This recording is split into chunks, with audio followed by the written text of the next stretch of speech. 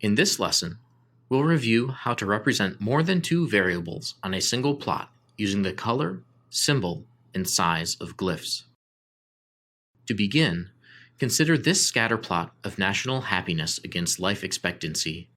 From the scatter plot, we see that happiness scores are positively associated with life expectancy. But the plot masks potential information provided by another variable, such as income classification. In this lesson, we'll explore how to represent an additional variable. Throughout this lesson, we'll consider data from the World Happiness Report, which contains information about happiness levels across 141 countries.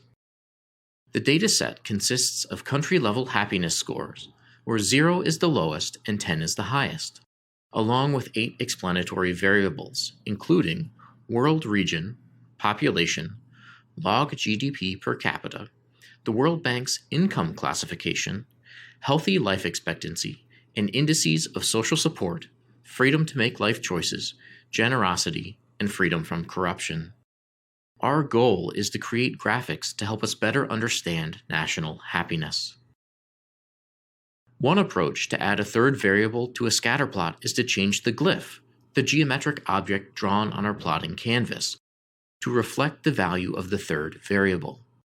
For example, we can change the color of the points to reflect what income classification a country is in.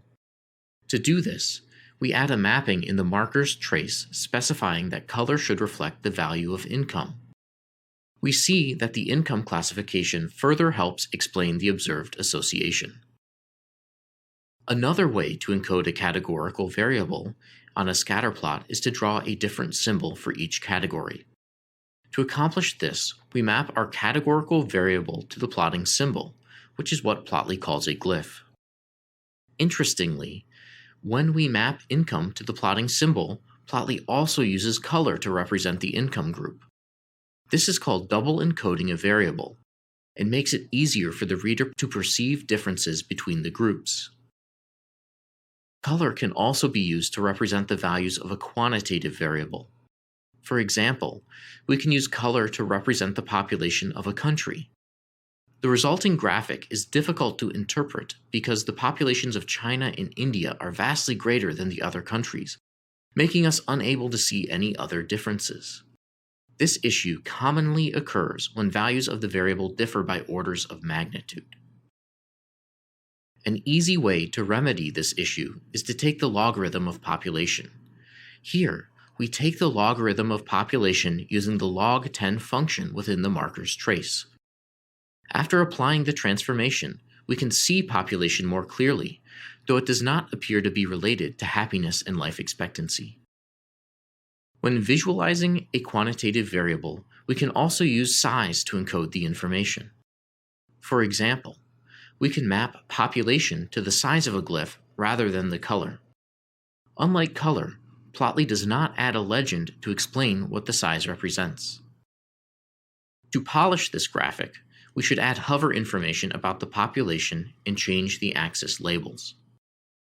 To specify the hover information, we add hover info equals the string text, and add a text argument to the plot_ly canvas, wrapping the polished text and the values we wish to add in the paste function.